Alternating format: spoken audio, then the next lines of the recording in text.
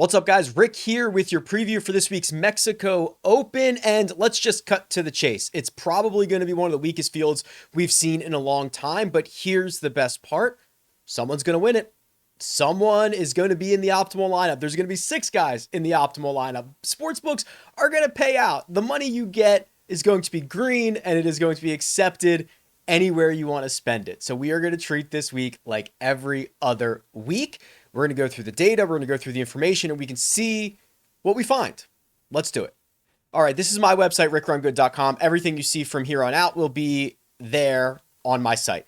This is the new course key stats, just added some new stuff to it. Vidanta Vallarta. So this is a new golf course to the PGA Tour. This event, the Mexico Open, has been around for a very long time, 60, 70 years. This is the national championship for Mexico. And starting in the early 2000s, it started to get, sanctioned on PGA Tour Latino America. And then you saw it on the Korn Ferry Tour. And then it was like co-sanctioned at one point. And then finally, 2 years ago, it became a PGA Tour event. They moved it to Vidanta Vallarta. And that's where we are again this year. So there are only 2 previous years worth of data for this event. The winners have been the favorites: Tony Finau, Jon Rahm. Those are your winners over the last 2 years. If you look at this golf course from a statistical standpoint, you can go read my stat preview on RickRunGood.com right now. It's a par 71, 7,400 yards, and it generally rewards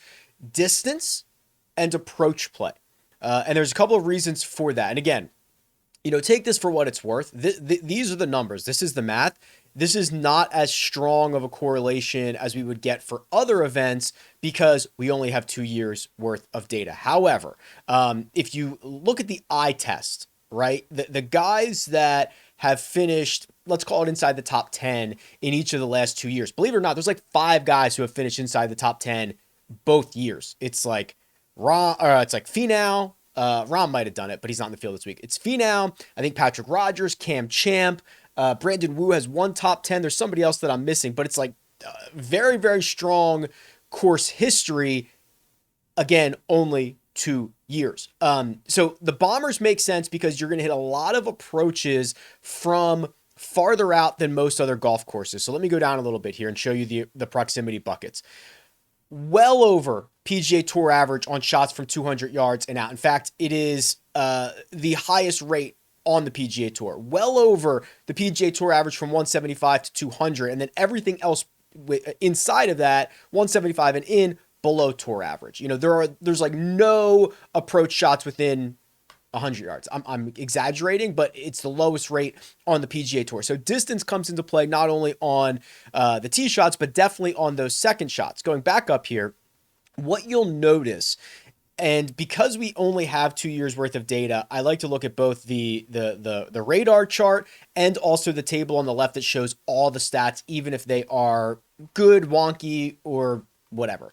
So approach play on the radar chart, very highly correlated to success, as it is in terms of value every single week. But this week, it means there's only 12 other courses in which strokes gained approach is more closely correlated to success than here at Vidanta Vallarta. If you look at the other stats on the left-hand side, you will notice a ton of approach stats.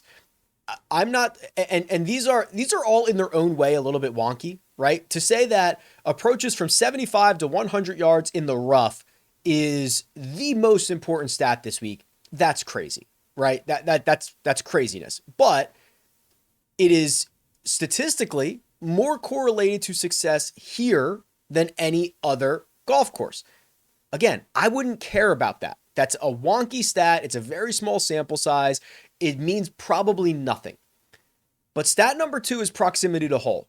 And stat 3 is 50 to 125 yards from the rough. And stat 4 is 175 to 200. And stat 5 is 200 to 225. In fact, the first 8 or so highest ranked stats are all approach stats.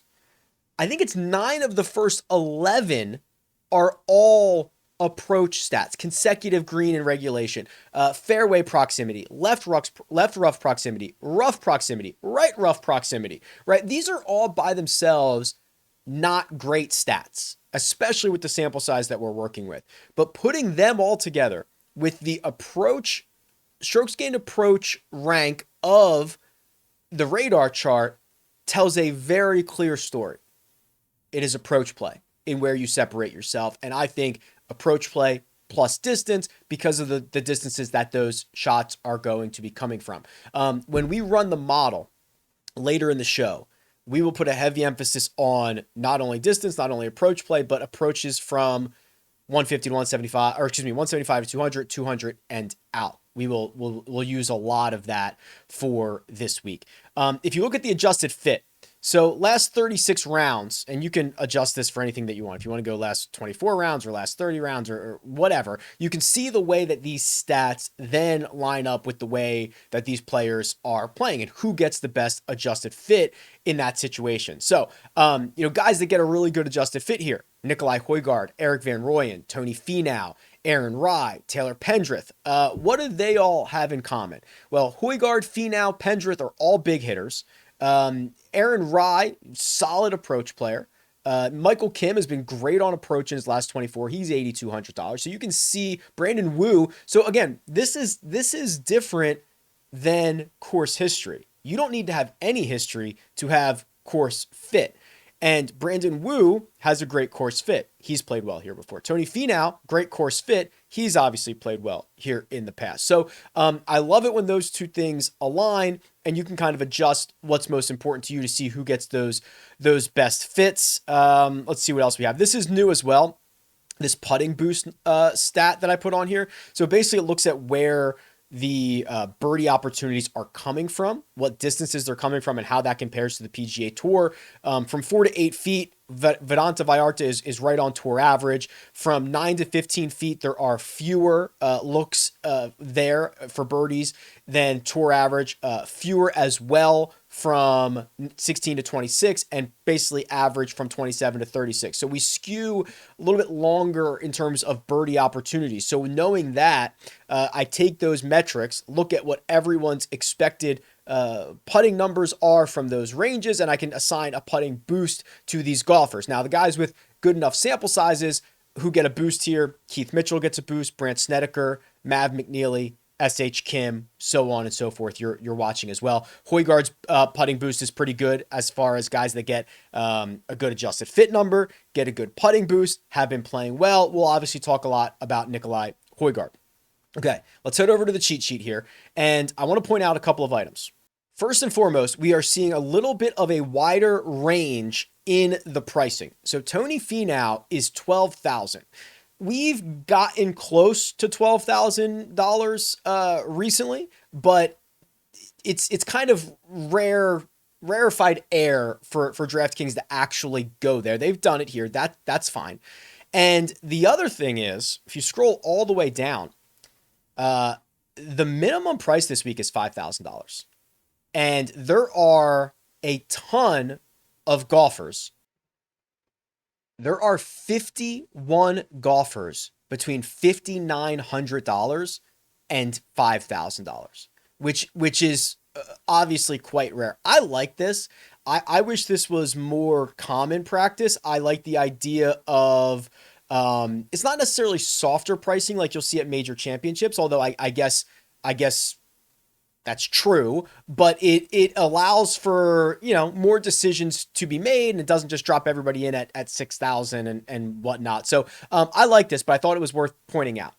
So let's look at the top here. 5 guys over $10,000. We already mentioned Finau at 12, Grillo at 11.1, Højgaard at 10.7, Thorbjorn Olesen at 10.3, and then Thomas Dietrich at 10.1. Not normally names that we see up in this area. So let's start with Finau here. We'll do a deep dive on him. He's got the best record at this golf course, and he is the classiest player, so to speak, in this field. Oh boy, this is going to be the toughest decision this week. There's a reason he's like 6-1 to win this. He has a great course fit. He has great course history, etc., etc. I do not love what I've seen from him, both in the statistical stat profile, and the eye test. His putting is horrendous. He has lost multiple strokes with the flat stick in like 8 of his last 9. The short ones are a problem. He's still good enough from tee to green to finish T19 at Riviera and T6 at Farmers. Those are two good golf courses for him, but this is a little bit worrisome to me. I want to also go back and look at how he was playing leading into Mexico the last couple of years. Okay, so here's his win at Mexico.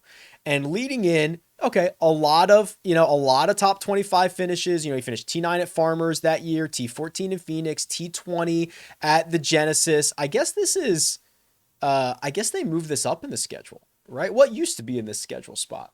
I don't remember. But this would be earlier because they played this in what? End of April last year? Is that right? Anyway, so he is looking exactly the same in ball striking, and he's putting a little bit better, right? He's got basically an even number of positive weeks and losing weeks, and the ones that he loses are at least smaller losses than what we're getting into now. Let's go back one more year and see what he was doing prior to Mexico in what would that have been 2022. I think he finished second to Rahm, right? Yeah, here's T2. So yeah, again, this was later in the schedule. It was after the Masters. So he was a positive putter at the Masters, positive at Valero, positive at the match play. So he was gaining putting 3 straight events before he gets to Mexico. He loses 2 strokes putting and still finishes second. So I'm probably going to have, maybe I'll match the field. Maybe I'll be a little bit less, a little underweight on Tony Finau.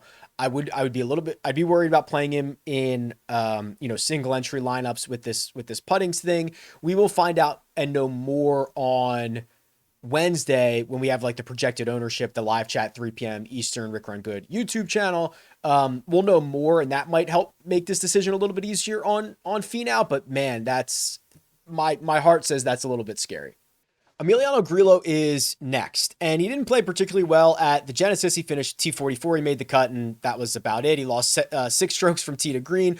All of that and then some coming in round 3. He was able to rebound. He gained a stroke from tee to green on Sunday. He played by himself on Sunday, and then his starts before that were 4 straight top 25 finishes with a T7 at Sony. So I actually believe he's playing better than even like that T44 would indicate. What I find most interesting about Grillo is, one, he's putting a lot better now, right? He's been the captain of Team No Putt for a really long time. In 2024, he's only lost strokes putting once, and that was in Phoenix. That's a very, very good sign. The other thing is he's never lost strokes putting here. And in fact, he's got 2 really good performances, 2.7 strokes gained putting in 2022, 4.5 in 2023. The only place he's lost in each of those years is around the green, and it's a T33 and a T5. I am very interested to see what the industry does here. I think there will be enough people who go to Finau, enough who like Højgaard, and I like Højgaard as well, to pass up on an $11,100 Emiliano Grillo. That's got to be like the most expensive he's ever been. It is by $1,000. Or sorry, at least in the last 3 years. Let's see. Has he ever been over 10-1? Okay, he was $10,600 at the Puerto Rico Open in 2021. He finished T11. So we are $500 more expensive than he has ever been, which I think will scare people off a little bit and probably leaves him a little bit underowned. I'm okay going there. The Højgaard stuff is exciting. I think that's why Nikolai is going to capture a lot of ownership here. He's played this event, so he did play it last year. He finished 33rd. The model of being a long, strong driver who can hit his approaches well fits Nikolai. T39 at Riv. T31 at Pebble Beach Pro-Am, and then he had that runner-up at the Farmers. Obviously, there are a ton of differences between the South Course at Torrey Pines and Vidanta Vallarta, but lots of long shots, distance mattering, that type of mold is enough that gets me excited about Nikolai. Now, I think he's going to be popular in general. I think it's going to be him. I think it's going to be Finau out of this 10K range. When we start getting into some of these other names like Thorbjorn Olesen, Thomas Dietrich, I do like to use the weighted strokes gained. So I get this question a lot, like, Rick, when is there a good time to use the weighted strokes gained instead of the raw strokes gained? This would be a good time, right? We are getting a convergence of guys who play on the PGA Tour, on the Korn Ferry Tour, maybe on the DP World Tour, maybe they're coming up, whatever. And we've got to start figuring out a way to differentiate between these golfers. So raw strokes gained last 36 rounds. The best player in this field is Thorbjorn Olesen. He's gained 2 strokes per round. I don't know what the answer is, but I'm going to click weighted strokes gained and we'll see where he's at in the last 36. He is 0.83. He's 27th. Okay. So that is why this is a really good week every week's a good week to use the weighted stuff, but this is a really good one. So he goes from first in the field in raw strokes gained to 27th in weighted strokes gained. Thomas Dietrich goes from 26th to 9th. He actually gets a boost in weighted strokes gained. Okay. So when we're trying to decide between these lesser known entities, I really like the weighted strokes gained. Now, despite getting knocked down in the weighted numbers, let's look a little bit closer at these two, Olesen and Dietrich. So RickRunGood.com, I tracked 6 tours with strokes gained metrics. I've got all the data, right? So if you're not looking if you're only looking at PGA Tour data, the last thing that you have for Thorbjorn Olesen is the Open Championship. And since then, he has piled up top 10 finishes. He just won the Ras Al Khaimah Championship. I believe I pronounced that correctly, and gained 20 strokes to the field that week. Yeah, it was splendid stuff. So here's what we've got.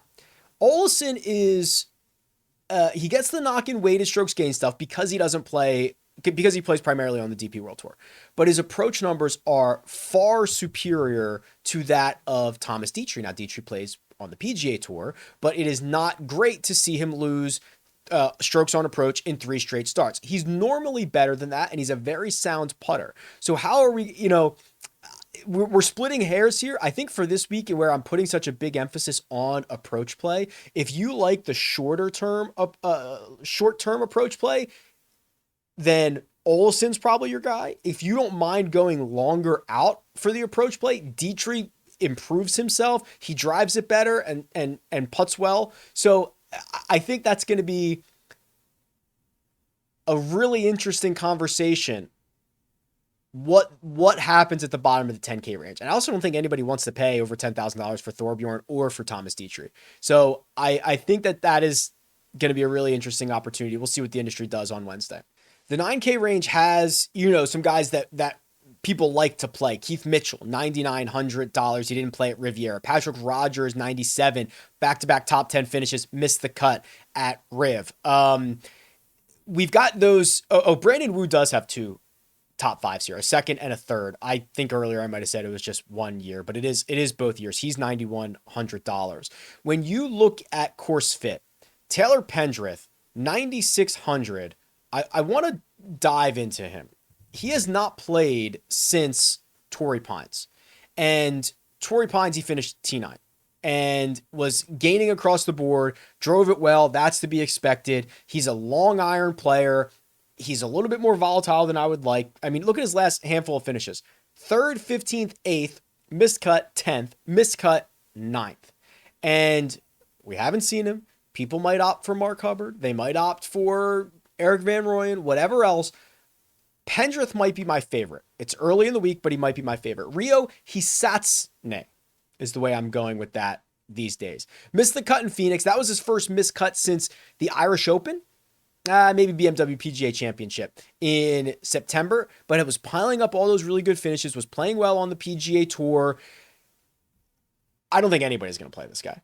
Right, the miscut, the shiny new, the shine of Rio has rusted, worn off. I don't know. What does shine do? Clouded, something like that. I'll be interested to see what happens there. But let me show you, and this includes the conversation with Hisatsune. This is the weighted strokes gain numbers for the 9K range. So the big guys here are EVR 1.48 in the last 36. Hisatsune 136. Hubbard at 159. So we probably need to do a deep dive on Mark Hubbard because he's going to get a big boost in the weighted numbers because he plays on the PGA Tour and because he's got some good results here. Yeah, 4th at Pebble Beach, 20th at Farmers, where he gained 9.6 strokes ball striking. He is capable of doing that. 6 on approach at Sanderson, 8 on approach at the Farmer. These are big numbers. He obviously doesn't do it every week. If he did it every week, he'd be Colin Morikawa or Will Zalatoris or whatever, right? So this is a little bit of a more high risk, high reward spot. I think he's just as likely to finish 57th as he is to finish 5th. So if that's what you're looking for, Hubbard does offer an interesting little nugget. I do want to show you before I forget. I want to do this field at this course. So here's the Holy Grail. Everybody in this field and their results at this golf course. So yeah, there's Brandon Wu and Tony Finau at the top. That's no surprise there. The best player in the 9K range is Patrick Rogers, 2.3 strokes gained per round over 8 rounds, 2 10th place finishes. Notice kind of the gap though. There's not a lot of guys in the 9K range. Steven Yeager, 9,800, gained 8 strokes on approach here last year and lost strokes putting, has back-to-back top 20s. That might not be bad. People kind of forget how good Yeager's been. I wouldn't mind that one single bit. Look at the rest of the course history. We're going to get to Cam Champ here in a second. He's $8,600.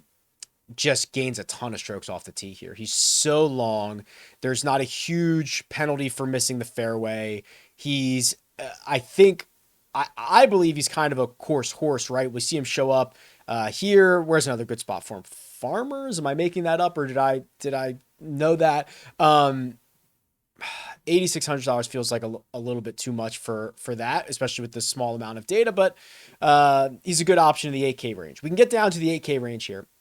Before we do that, I want to give a shout out to INGVay14, who won our Splash contest, our little listener league contest last week for $810, had this lineup. Cantlay, Burns, Eric Cole, Adam Scott, Cam Young, Jason Day. It's tiers, so you can only pick one from each tier. That was 51 under par. Well done. Won him $810. The contest for this week is again guaranteed, and it's already up. It's about 10% full, and I am just looking at this for the first time. So $20 entry, guaranteed payouts. First place will be $720. It's fun. Go get involved. You're going over there to make your one and done selection anyway. Might as well play this. Even if you're not in the one and done, you can still play this. There's a link in the description. You can sign up and get access to that as well. It's legal in 41 states, something like that, fully regulated, all that good stuff.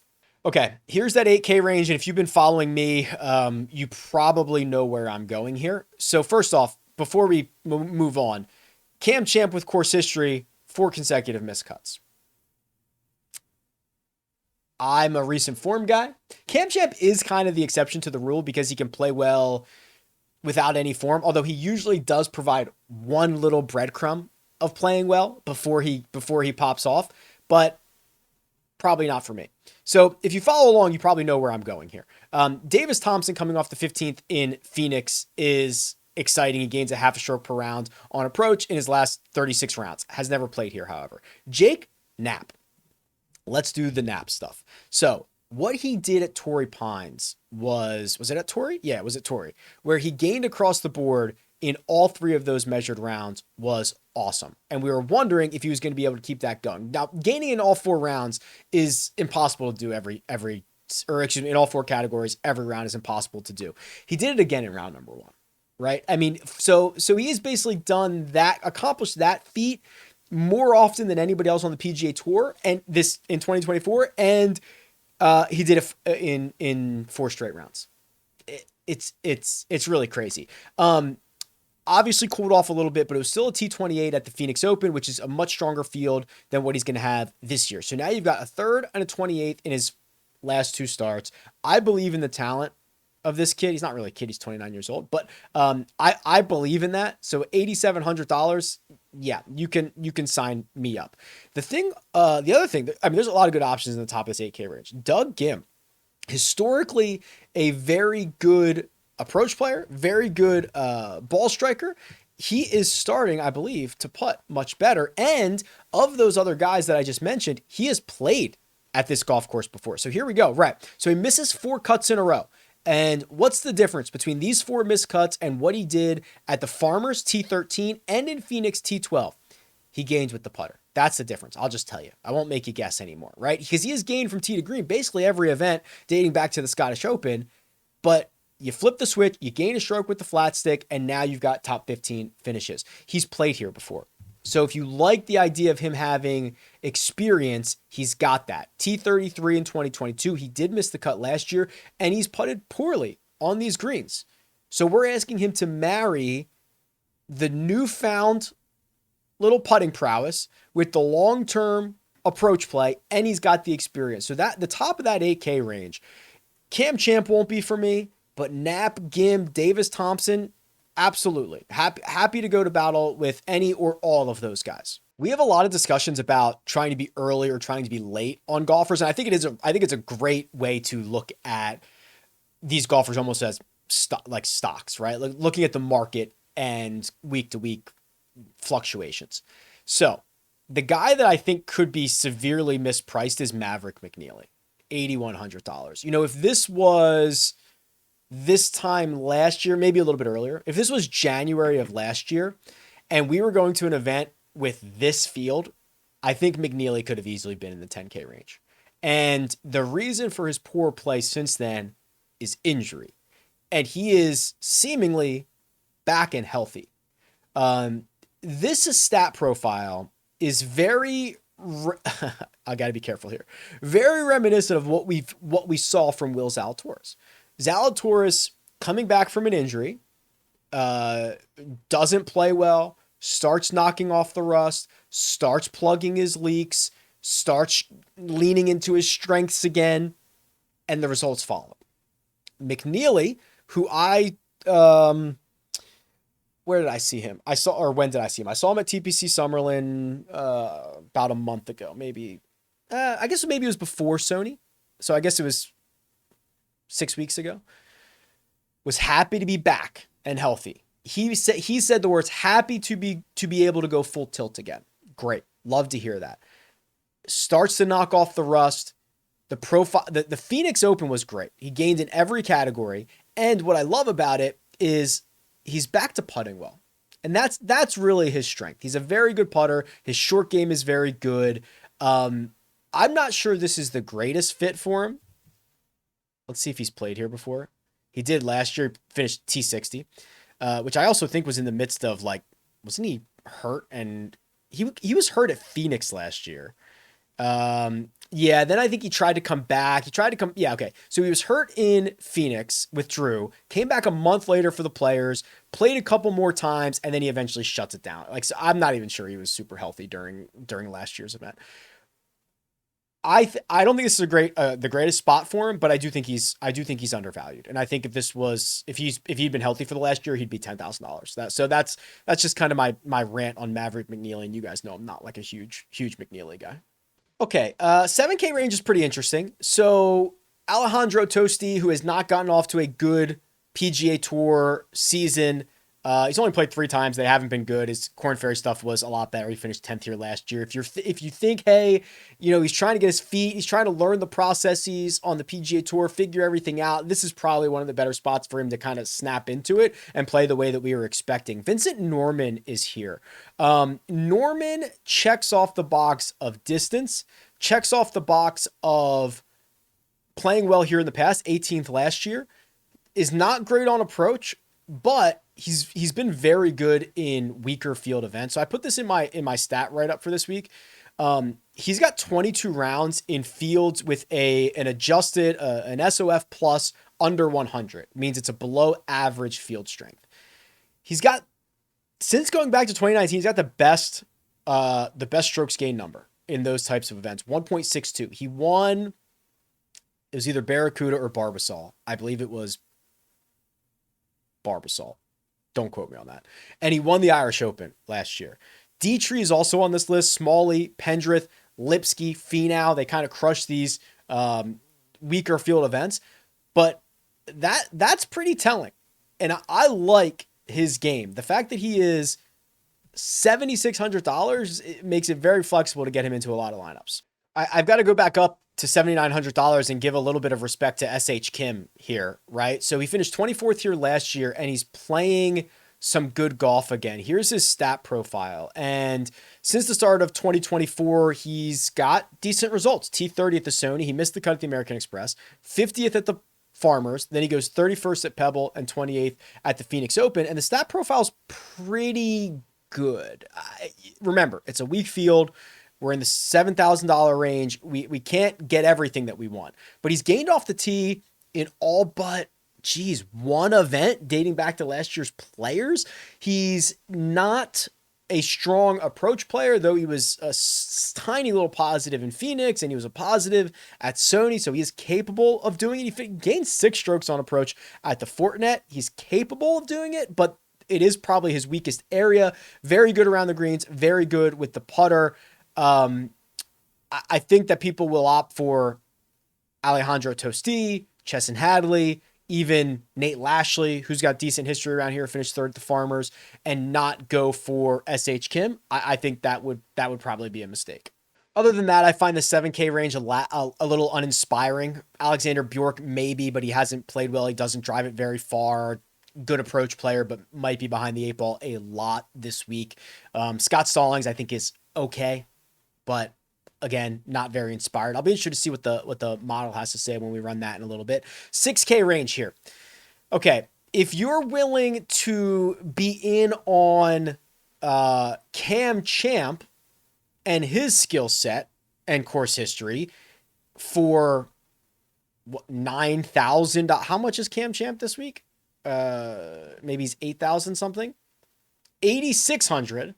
You gotta kind of be in on Joseph Bramlett at 6,800, who is a very similar player. Hits it a mile, has a top 10 here, which was last year, and then also has been playing better than Cam Champ as of late. Champ's got what? 4 straight missed cuts and a 50th.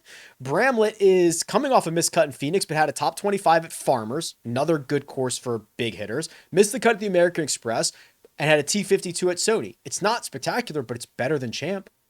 And it's a $2,000 discount to get someone who I think is basically the same player. So if you're going for Cam, maybe consider Bram. Oh, nice. This is the range of a field where you just might not know a lot of these guys. So I think it's worth picking out a couple and doing a little bit of a deeper dive in. Like Joe Highsmith here is 6,600. So he's played 3 PGA Tour events this year. He missed the cut at Sony. It was a horrible start. I mean, I wouldn't worry too much about that. The American Express, he finished T34, and then the Farmers, he finished T33. Okay, we've got 2 top 35s in his last 2 starts on the PGA Tour. Going back to the end of the Korn Ferry Tour last year, bunch of top 10s, including his last 2 starts, which were T2 and T3 in their playoffs. That T3 was the Korn Ferry Tour Championship. He had a great Korn Ferry season last year, and starting to play a little bit better. Wouldn't mind Joe Highsmith Highsmith? Did I say Heisman? Highsmith, 1 single bit.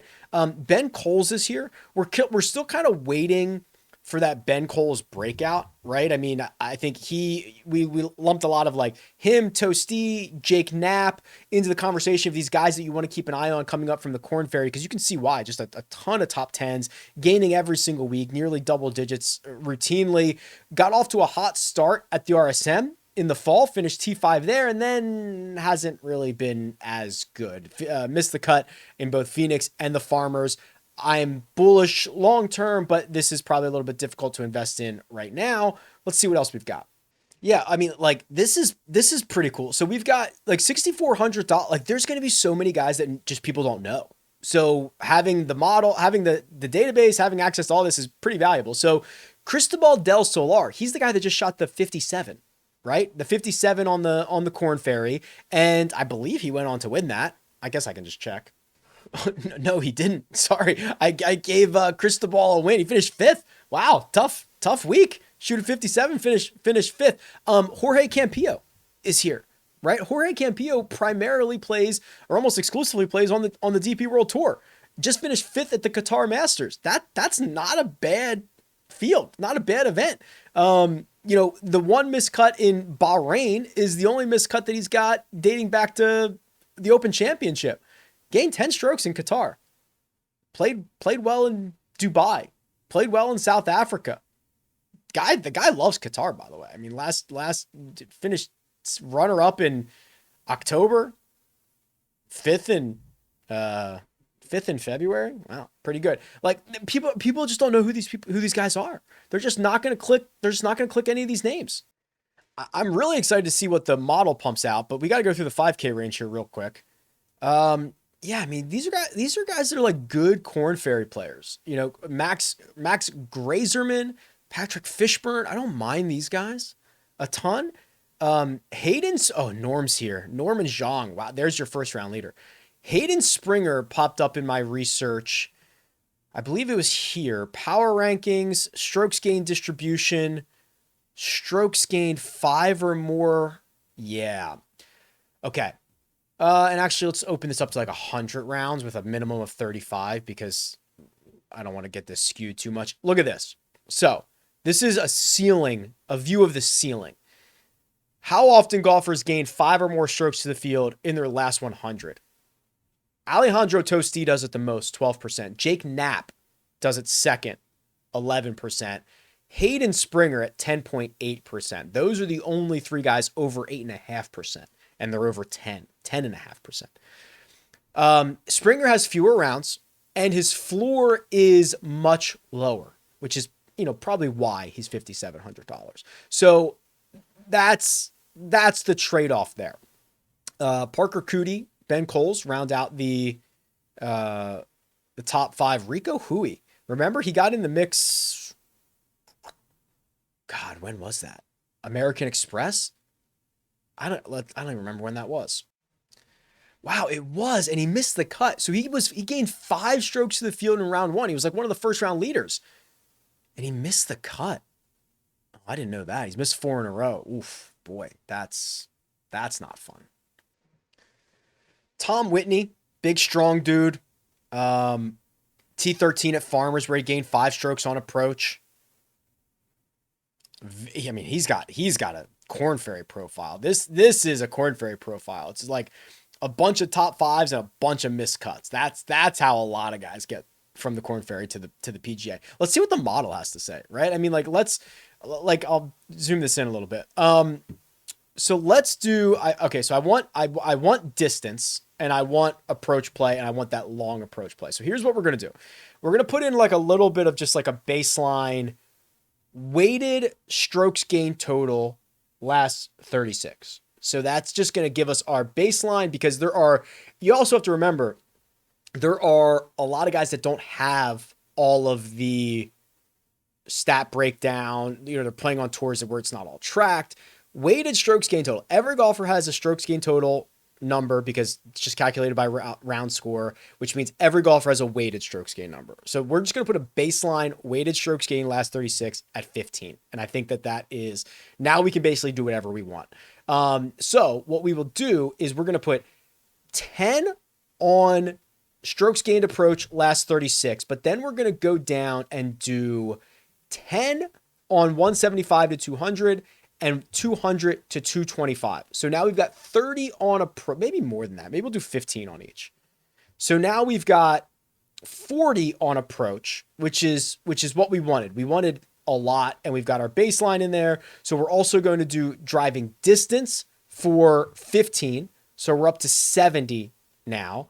We will do, I guess we could do like long courses, par 71, 74, that would kind of count, right? Let's put 10 on long courses, and let's put 10 on course history, Vidanta Vallarta, strokes gained Vidanta Vallarta. We've got 10 more. Let's do, I think I got all the ones I definitely wanted. Let's do implied win percentage. That's the odds. I mean, those guys have done so well here. Okay. Number 1 is Tony Finau, no surprise. Emiliano Grillo. Oh, am I sorting? Oh, I thought I was sorting by salary because those are the top 3 guys. Finau, Grillo, Højgaard. 1, 2, 3, most expensive, and 1, 2, 3 in my model. It's kind of annoying. Pendrith, 4th. Okay. Jaeger, 5th. Bramlett up to 7th at 6,800. Where's Cam Champ? 17th. I'm telling you. I mean, Bramlett is a better play than Cam Champ is. I don't even really care how it ends up. That's wild to me.